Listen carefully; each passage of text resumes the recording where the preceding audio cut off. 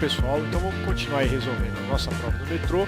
Neste vídeo vamos ver aí a questão 26 e vamos dar uma olhada como funciona aí um inversor de frequência. Bem, então a nossa questão 26 diz que o controle da velocidade de um motor trifásico por meio de um inversor de frequência é feito por meio da... o controle de velocidade na indústria é fundamental para os processos de produção, né? Durante o tempo foi muito comum utilizar formas mecânicas de controle, né, através dos redutores. A gente tem ainda controles eletromecânicos através do sistema aí de embreagens e mais recentemente com o avanço da eletrônica de potência, né, das tecnologias, a gente tem o que é de mais moderno hoje, que são os inversores de frequência para o controle dessas velocidades aí. Então, o motor elétrico, para conseguir girar, ele depende então de um campo magnético que é gerado no estator. Uma vez que a gente circula a corrente por uma bobina, a gente gera um campo e esse campo gera um polo magnético. Dependendo da circulação da corrente, uma hora num sentido, uma hora no outro, ele fica oscilando entre norte e sul. Tá? A interação, essa circulação de corrente entre todas as bobinas gera uma interação e essa interação consegue girar o rotor através de uma coisa que a gente conhece como campo magnético girante. Tá? Então a interação entre o campo do estator e o campo do rotor consegue fazer então o nosso eixo do motor girar à medida que o campo do estator também gira. Bem, então a velocidade de rotação do nosso campo girante do estator é conhecido como velocidade síncrona. Ela pode ser calculada por esta fórmula aí, né, onde a gente tem 120 vezes a frequência dividido pelo número de polos. O 120 é uma constante na fórmula. Com essa fórmula a gente vai calcular então a velocidade de rotação do campo do estator. Só lembrando que a velocidade no motor, se for um motor assíncrono, que é o mais conhecido aí, que é mais utilizado na indústria, vai ser um pouco menor porque a interação entre o campo do estator e do rotor depende de um pequeno escorregamento. Então ela vai ser sempre um pouco menor, então deve ser considerado isso no momento do cálculo. Porém, para a gente entender aí o cálculo da velocidade, basta a gente saber que alterando essa velocidade, né, do estator, a gente consegue alterar a velocidade do motor. De que forma a gente consegue fazer isso aí então? Através da alteração da frequência ou do número de polos.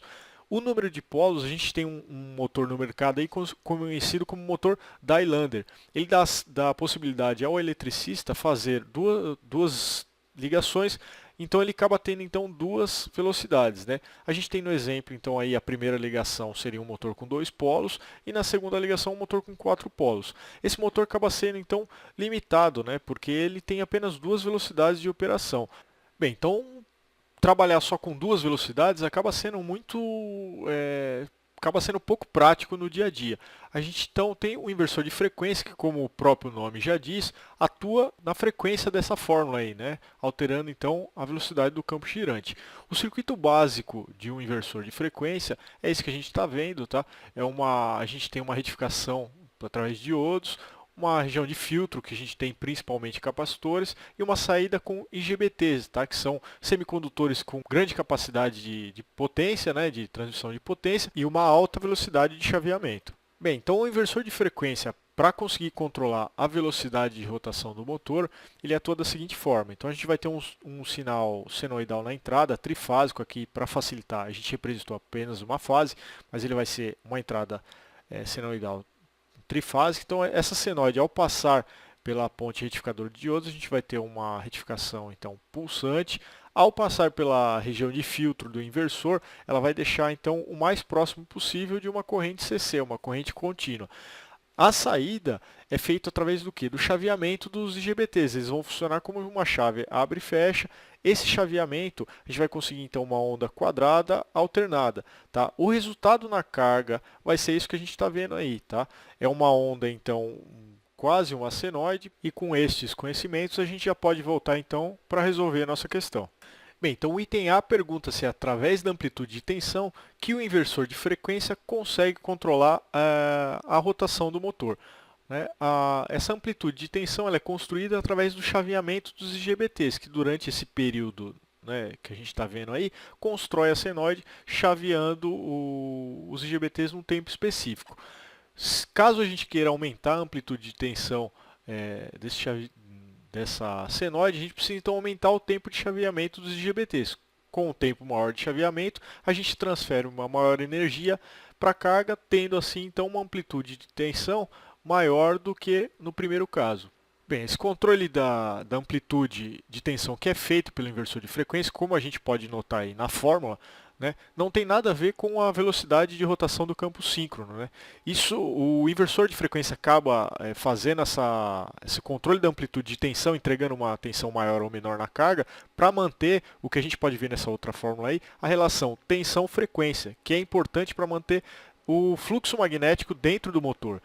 Esse fluxo magnético, como a gente pode ver nessa segunda fórmula aí, ele é importante, fundamental para a gente manter o torque do motor. Então, uma vez que o inversor de frequência trabalha alterando os valores de frequência, ele tem que, na mesma proporção, também mexer nos valores de tensão para poder manter, então, o torque desse motor. Estas fórmulas aí foram retiradas desse guia da WEG sobre motores e inversores de frequência. Então, pelo que a gente viu aí, a amplitude de tensão não tem nenhuma relação com a velocidade do motor, tá? Então vamos dar uma olhada se a corrente de partida tem alguma relação com a velocidade do motor. Bem, a corrente de partida é um resultado, né, do início do movimento do motor. Como a gente tem o campo do estator que está induzindo no rotor e inicialmente ele não tá vendo nenhuma interação entre o rotor, o campo do rotor e do estator devido à falta de giro, né, a gente acaba tendo esse pico de corrente porque o motor inicialmente é como se fosse um transformador com o secundário em curto. Tá? Então a corrente de partida ela não tem nenhuma relação, né, o inversor de frequência não faz nenhum controle da corrente de partida pensando em controlar a velocidade do motor. A gente tem aí nesse gráfico aí que foi retirado da internet, tá? A gente dá uma olhada nas diferenças e o equipamento que faz esse controle da corrente de partida mais comumente aí é o software starter, tá? Então a gente deu para ver que o inversor de frequência não utiliza do controle da corrente de partida para fazer o controle da velocidade do motor. Bem, então vamos dar uma olhada agora no que é essa resistência ohmic, se ela é utilizada pelo inversor de frequência para controlar a velocidade do motor. A gente tem então aqui um motor conhecido como síncrono, né, que tem o rotor bobinado.